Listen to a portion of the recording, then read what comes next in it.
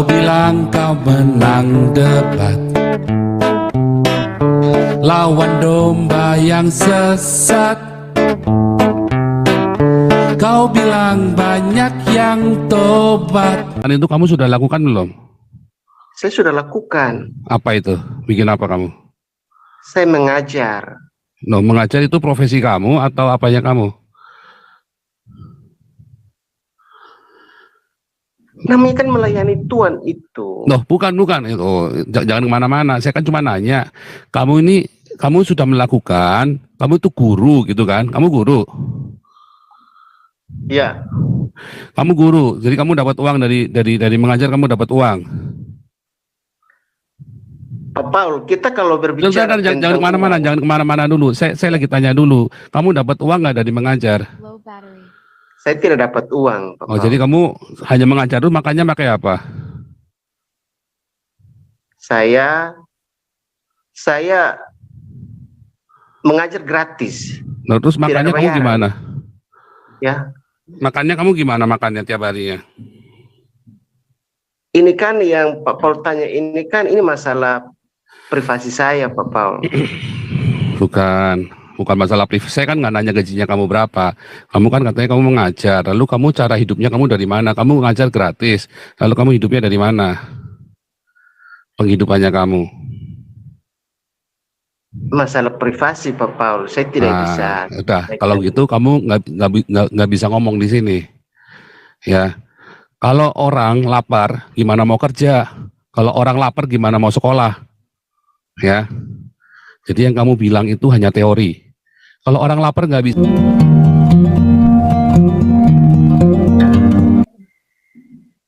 Sebentar ya, ini kita dengarkan dari rakyat jelata ya. Anak Kupang nih, silakan. Lalu Supriyadi. Paul, Pak Paul, itu Dr. Mekos belum mati YouTube-nya Pak Paul. Oh, Dr. Mekos belum mati ya? Oke, saya matikan ya. Belum. Oke, sudah. Ya. Thank you, Bang Ardo. Anak Kupang, silakan. Ya, selamat malam, Pak Paul. Malam. Ya, terima kasih atas kesempatan yang diberikan kepada saya, Pak Paul. Ya, saya sudah mengikuti beberapa pembahasan Pak Paul waktu tahun 2022. Berhubung dengan topik ini saya baru masuk, Pak Paul. Boleh saya tanya topiknya, Pak Paul?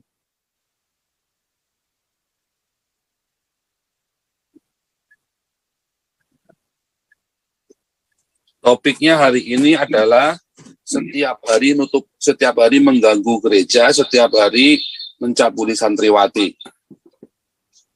Oh iya, ya. Yang pertama, Pak Paul, ini berupa komentar saya, Pak Paul, untuk melihat situasi keadaan saat ini. Kita harus melihat sejarah waktu lalu, Pak Paul. Sehubungan dengan kekerasan yang terjadi, yang dibicarakan pada tema ini, berhubung dengan penderitaan itu adalah hal yang biasa, Pak Paul,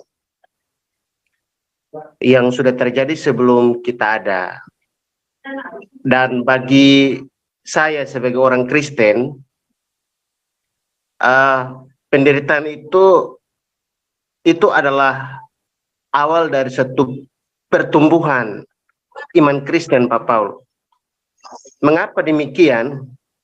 Karena dengan satu penderitaan akan membakar semangat persatuan daripada orang-orang Kristen, Pak Paul. Karena dengan penderitaan-penderitaan itu, maka ada persatuan, ada kebersamaan, itu akan timbul. Karena Tuhan bisa menggunakan segala cara untuk menguatkan iman atau menguatkan gereja-gereja yang ada di Indonesia. Tuhan bisa menggunakan segala penderitaan. Gereja itu maju bukan karena aman-aman atau damai, tetapi harus dilatar belakangi dari satu penderitaan. Kita bisa melihat, berkaca dari Rasul Paulus, ya. Yang kedua, kita bisa berkaca dari Petrus. Itu semua kan melewati penderitaan. Nah, pertanyaannya adalah, kita harus bertanya, apa maksud Tuhan di balik penderitaan ini? Itu yang pertama. Yang kedua, sehubungan dengan pelayanan Pak Paul, saya sudah dengar memberi makan, ada begitu banyak orang di Jawa, ada pemberian-pemberian, tetapi di sini saya mau memberikan juga masukan dengan pelayanan yang Pak Paul berikan ini adalah pelayanan fisik, pelayanan jasmani. Apakah memberi makan kepada orang-orang miskin? Ini adalah pekerjaan daripada pemerintah. Tetapi tidak menutup kemungkinan juga, ini juga yang diserukan oleh Tuhan Yesus. Tetapi kalau kita berkaca dari sejarah gereja, John Calvin, Martin Luther, para reformator memajukan gereja ini, itu dimulai dengan pendidikan. Jadi kalau kita hanya memberi makan, ya saya berpikir ini juga adalah sesuatu yang bisa saja memanjakan semangat kerja, memanjakan keinginan orang-orang sehingga mereka bisa malas untuk bekerja. Dan juga bisa saja gereja bisa maju dan bisa saja mundur. Mengapa? Karena fokusnya adalah materi. Tetapi kalau menurut saya, sehubungan dengan pelayanan, kita harus mulai dengan satu pendidikan. Ya, ini saya kasih contoh. Gereja itu maju, John Calvin itu maju dengan satu pendidikan. Ya. Jadi ada satu wadah yang dikhususkan untuk pelayanan pendidikan. Orang kalau mengerti, pasti dia akan hidup dengan baik. Karena ini kembali pada pemahaman seseorang. Dia miskin karena pemahamannya kurang. Dia tidak punya makan, pemahamannya kurang.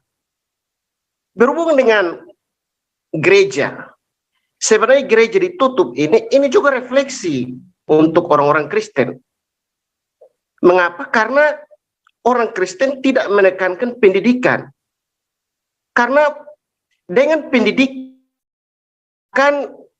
memberikan kesadaran kepada orang-orang yang tidak mengerti. Karena mayoritas orang-orang yang berpendidikan di Indonesia itu hanya cuma SMP, SD. Itu bagi mereka yang berkekurangan.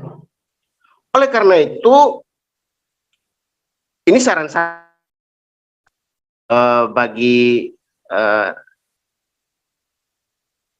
dari saya bahwa sebenarnya tujuan saya, kita tidak bisa mengkristenkan Indonesia ini, tidak bisa. Tugas kita adalah memberikan pendidikan, pemahaman, lewat sekolah-sekolah, lewat diskusi-diskusi seperti ini. Dan juga kalau sekedar hanya memberi makan, ya ini bagi saya ya ini bisa melelahkan saja. Kita sudah terlalu melebihi dari, kita sudah merebut pekerjaan daripada hak pemerintah. Memberi makan ini kan pemerintah. Kita harus khususkan, kita terlebih khususkan harus melayani di dalam gereja. Ada orang-orang Kristen yang sulit juga berpendidikan. Nah, itu yang perlu dicari. Ya. Kebanyakan kita bukan hanya di NTT, di tempat-tempat lain, karena kekurangan pendidikan ini, maka kurang pemahaman ini, maka ketika dia harus berhadapan dengan satu penderitaan atau satu kekurangan, dia akan murtad, dia akan berpindah iman, bisa juga terjadi satu kekacauan. Ya. Jadi bagi saya, sebagai tugas kita sebagai orang Kristen, kita kembali 28 kalau tidak salah, pergilah jadikanlah semua bangsa muridku, itu menunjukkan pada pendidikan, pemahaman. Kalau buka diskusi seperti ini kan ini juga menolong. Tetapi yang paling spesifik secara khusus, kalau bisa bagaimana kalau grup ini bisa membangun satu pendidikan khusus untuk anak-anak muda. Oke, sudah kepanjangan. Ya, terima kasih Pak Paul. Ya.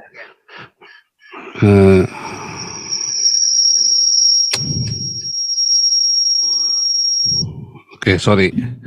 Sudah kepanjangan ya. Jadi gini ya. Anak Kupang, kamu sudah ada bikin apa?